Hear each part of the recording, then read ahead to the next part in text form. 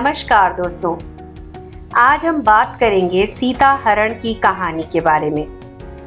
रावण ने कैसे धोखे से सीता का हरण किया। आपका स्वागत है चमत्कारी टोटके में। रामायण काल की अगर सबसे बड़ी घटना की बात करें तो वो है भगवान राम और रावण के बीच युद्ध। लेकिन इस युद्ध का कारण था माता सीता का रावण के द्वारा हरण कर लेना। अर्थात जब भगवान राम, माता सीता और अपने छोटे भाई लक्ष्मण जी वनवास में थे, वो वन में एक स्थान से दूसरे स्थान पर भटक रहे थे, ऋषि मुनियों की सेवा और सहायता कर रहे थे, साथ ही उनकी पूजा अर्चना और तपस्या को भंग करने वाले राक्षसों को दंडित करते थे। इसी कारण से सब राक्षस ऋषि मुनियों को परेशान नहीं कर पाते। भगवान राम, माता सीता और लक्ष्मण जी वन में घूमते और वो पंचवटी नामक स्थान पर पहुंचे। ये स्थान उन्हें बहुत ही रमणीक लगा और उन्होंने वनवास के अंतिम वर्षों में यहीं रहने का निश्चय किया। उन्होंने पंचवटी में गोदावरी नदी के तट पर अपने लिए एक छोटी सी कुटिया बनाई और फिर वहीं पर समय व्यतीत करने लगे। वनवास का समय शांतिपूर्ण तरीके से बीत रहा था। पहले की तुलना में राक्षसों का आतंक भी कम हो चुका था। इसी दौरान राक्षस कन्या शूर्पणखा वन भ्रमण को निकली और घूमते घूमते गोदावरी नदी के पास पंचवटी पहुंची।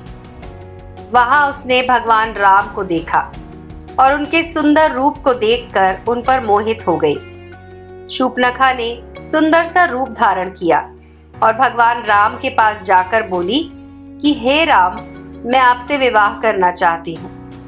तब प्रभु श्री राम ने ये कहते हुए प्रस्ताव ठुकरा दिया कि वो विवाहित हैं और उनकी धर्म पत्नी सीता उनके साथ हैं। ये कहकर उन्होंने अपनी पत्नी सीता की तरफ इशारा कर दिया। तब उन्होंने लक्ष्मण जी के साथ ठिठोली करने की मंशा से शूर्पणखा से कहा कि वो मेरा छोटा भाई है और वो भी मेरी तरह सुंदर है, जो वन में अकेला भी है, तो आप उनके पास अपना प्रेम पूर्ण विवाह प्रस्ताव ले जाएं। आपकी मनोकामना पूर्ण हो जाएगी। तब शूर्पणखा अपनी विवाह की इच्छा लेकर लक्ष्मण जी के पास गई और उन्हें अपने विवाह की इच्छा बताई। तो लक्ष्मण जी ने उनका मजाक उड़ाते हुए कहा कि मैं तो अपने भैया और भाभी का दास हूँ। अगर तुम मुझसे विवाह करोगी तो तुम्हें भी उनकी दासी बनकर रहना होगा। शूर्पणखा ने इसे अपना अपमान माना और माता सीता पर हमला करने लगी। उसने ये सोचा कि अगर सीता की मृत्यु हो गई तो राम मुझसे विवाह कर लेंगे। तब लक्ष्मण जी ने क्रोध में आकर शूर्पणखा पर प्रहार किया और अपनी तलवार से उसकी नाक काट दी। इस प्रकार से अनपेक्षित प्रहार से वो दर्द और अपमान से अपने भाई खर और दूषण के पास गई और अपने राक्षस भाइयों से बदला लेने के लिए कहा। शूर्पणखा अपने राक्षस भाई खर और दूषण के पास जाकर राम और लक्ष्मण से युद्ध करने के लिए कहने लगी और उसने कहा कि मेरे अपमान का बदला लो। तब खरदूषण ने राम और लक्ष्मण पर हमला कर दिया, पर दोनों ही राम और लक्ष्मण द्वारा मारे गए। खरदूषण की मृत्यु के बाद शूर्पणखा और भी ज्यादा अपमानित महसूस करने लगी और वो और भी ज्यादा क्रोध में भर गई। इस कारण से वो राक्षसों के राजा और अपने बड़े भाई लंकापति रावण के पास गई और रावण चिल्लाती हुई, कराहती हुई अपनी कथा सुनाने लगी। साथ ही सीता की सुंदरता का बखान भी किया। रावण को अपने अपमान का बदला लेने के लिए युद्ध करने के लिए भी उकसाया। सीता के रूप और लावण्य का वर्णन सुनकर रावण के मन में कुटिल विचार आ गए। साथ ही वो राम और लक्ष्मण की वीरता से भी प्रभावित हुआ। समझ गया कि इन दोनों के रहते सीता का कुछ नहीं बिगाड़ पाएगा। वो शूर्पणखा के अपमान का बदला लेने के लिए सीता के लिए लालायित था। अपनी महत्वाकांक्षा को पूर्ण रखने के लिए रावण अपने पुष्पक विमान में बैठकर राक्षस मारीच के पास गया। मारीच ने तप द्वारा ऐसी शक्तियां प्राप्त की थीं जिससे वो कोई भी रूप धारण कर सकता था। इसी शक्ति के आधार पर वो कुटिलता पूर्व क्रियाकलाप करता, लेकिन वो अब वृद्ध हो चुका था और अपनी शेष आयु के साथ बुरे काम छोड़कर ईश्वर भक्ति में लग गया था। वो रावण की इस प्रकार की कुटिल चाल में शामिल नहीं होना चाहता था, लेकिन रावण ने उसे अपने राक्षस राज होने का रौब दिखाया और अपनी चाल में शामिल होने के लिए तैयार कर लिया। वास्तव में मारीच इस कुकृत्य के लिए तैयार इसलिए हुआ क्योंकि उसे पता था कि उसकी मृत्यु तो निश्चित है। अगर वो ये कार्य नहीं करेगा तो रावण उसे मार डालेगा, और अगर करेगा तो भगवान राम उसका वध कर देंगे। तो मारीच ने प्रभु श्री राम द्वारा मृत्यु का वरण करने का निश्चय किया। रावण ने अपनी कुटिल बुद्धि से मारीच से कहा कि वो एक स्वर्ण मृग का रूप धारण करके सीता को आकर्षित करे। तब मारीच ने सुनहरे हिरण का रूप धारण किया और माता सीता को लालायित करने के लिए चल पड़ा। माता सीता की दृष्टि जैसे ही उस पर पड़ी, उन्होंने भगवान राम से उस सुनहरे हिरण को प्राप्त करने की इच्छा जताई। भगवान राम सीता जी का ये प्रेम पूर्ण आग्रह मना नहीं कर पाए और छोटे भाई लक्ष्मण को सीता जी की सुरक्षा का ध्यान रखने का उत्तरदायित्व सौंपकर उस स्वर्ण मृग को पकड़ने के लिए वन की तरफ चल पड़े। उन्हें गए हुए बहुत समय बीत चुका था। इस कारण माता सीता को अपने प्रभु की चिंता होने लगी कि कहीं प्रभु श्री राम पर कोई विपत्ति तो नहीं आ गई, और उन्होंने इसी आशंका को लक्ष्मण जी के सामने प्रकट किया। तब लक्ष्मण जी ने उन्हें समझाया कि माता, आप व्यर्थ की चिंता ना करें। भैया राम पर कोई विपत्ति नहीं आ सकती, उनका कोई कुछ नहीं बिगाड़ सकता। लेकिन माता सीता को ये बात नहीं समझ आई और जैसे जैसे समय बीता उनकी चिंता भी बढ़ती गई। संध्या का समय हो रहा था। प्रभु श्री राम उस सुनहरे हिरण का पीछा करते हुए घने जंगल में जा पहुंचे। जब उन्हें पता लगा कि हिरण को पकड़ा जा सकता है, तो उन्होंने अपने धनुष से हिरण को निशाना बनाकर तीर छोड़ दिया। जैसे ही तीर मारीच को लगा, वो अपने वास्तविक रूप में आ गया और रावण की योजना अनुसार चिल्लाने लगा। राम की आवाज में उसने लक्ष्मण बचाओ, सीता बचाओ ये कहने लगा। उसकी कराहती हुई आवाज को सुनकर सीता जी ने लक्ष्मण जी से कहा कि तुम्हारी भैया मुसीबत में हैं, तुम्हें पुकार रहे हैं। तब लक्ष्मण जी ने फिर से उन्हें समझाया कि भाभी, भैया राम पर कोई मुसीबत नहीं आई, ये किसी असुरी शक्ति का माया जाल है, आप चिंता ना करें। ये सुनकर भी माता सीता ने लक्ष्मण जी की एक ना सुनी और वो क्रोधित हो गई।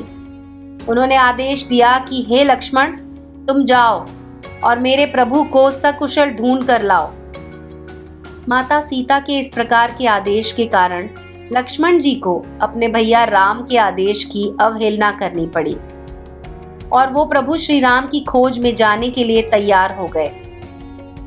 लेकिन लक्ष्मण जी अपने भैया राम के द्वारा दिए गए सीता माता की रक्षा करने के आदेश को पूर्ण करने के लिए एक उपाय करके गए।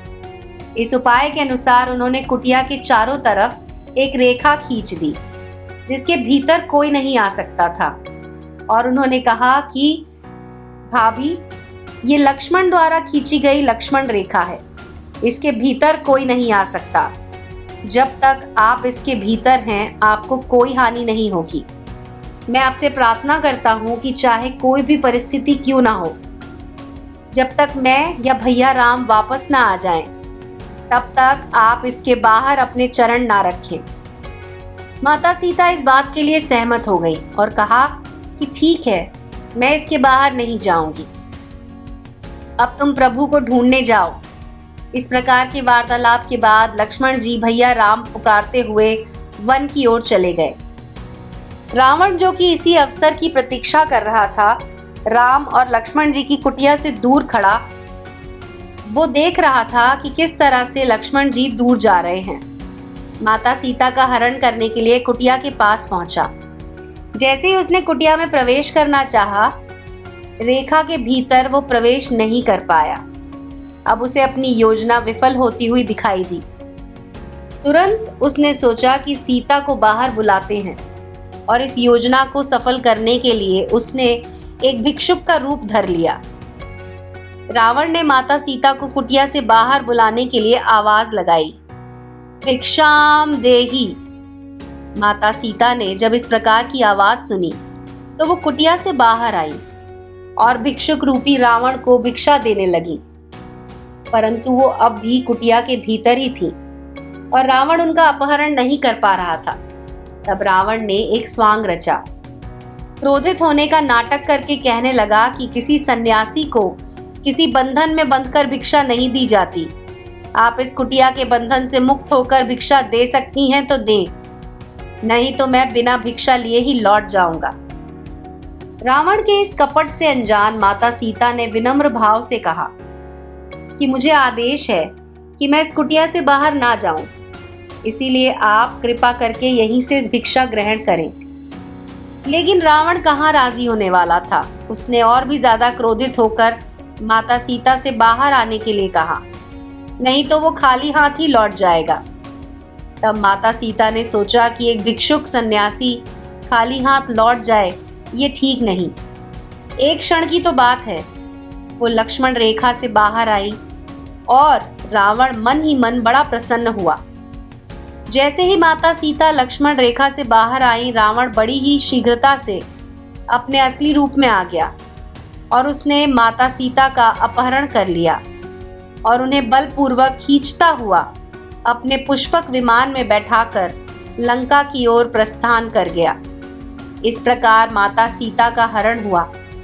माता सीता समझ गई कि उन्होंने सहायता के लिए अपने पति श्री राम और लक्ष्मण जी को पुकारा, लेकिन उस समय बहुत दूर होने के कारण उनकी आवाज उन तक नहीं पहुंची।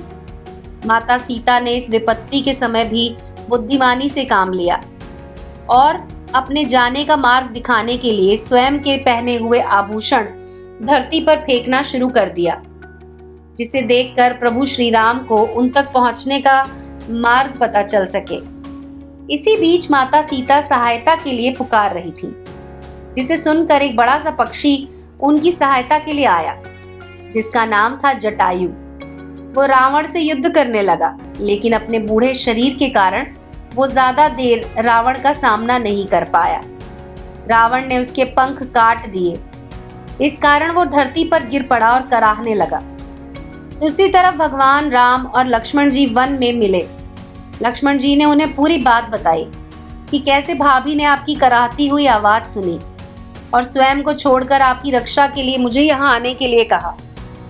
तब भगवान राम और लक्ष्मण समझ गए कि ये कोई असुरी शक्ति का माया जाल है और सीता जी अब संकट में हैं। इस प्रकार सोचते ही वो दोनों कुटिया की तरफ दौड़ पड़े। लेकिन जैसे ही वो वहां पहुंचे, वहां सब बिखरा हुआ सामान देखकर अनहोनी की आशंका से भयभीत हो गए। दोनों सीता जी को खोजने लगे, लेकिन उन्हें कहीं भी उनका पता नहीं चला। तब उन्हें माता सीता के आभूषण दिखाई दिए, जिसे भगवान राम पहचान गए कि ये तो सीता माता के आभूषण हैं, और वे उसी दिशा में बढ़ने लगे जहां माता के आभूषण मिले थे। चलते चलते उन्हें और भी आभूषण मिले। फिर कुछ ही दूर पर एक विशालकाय घायल पक्षी दिखा, जिससे पूछने पर पता चला कि माता सीता को राक्षसों का राजा रावण हरण करके ले गया। इस प्रकार माता सीता के हरण की सही जानकारी उन्हें प्राप्त हुई। इस कहानी से हमें क्या सीख मिलती है कि रावण महाज्ञानी महापंडित था। उसका राज्य, धन, वैभव भगवान राम से बड़ा था, पर उसने पराई स्त्री का सम्मान नहीं किया और इसी कारण उसे भीषण संहार देखना पड़ा। उसे भगवान विष्णु के अवतार प्रभु श्री राम ने मृत्यु दंड दिया। इसीलिए हम सबको हमेशा स्त्रियों का सम्मान करना चाहिए।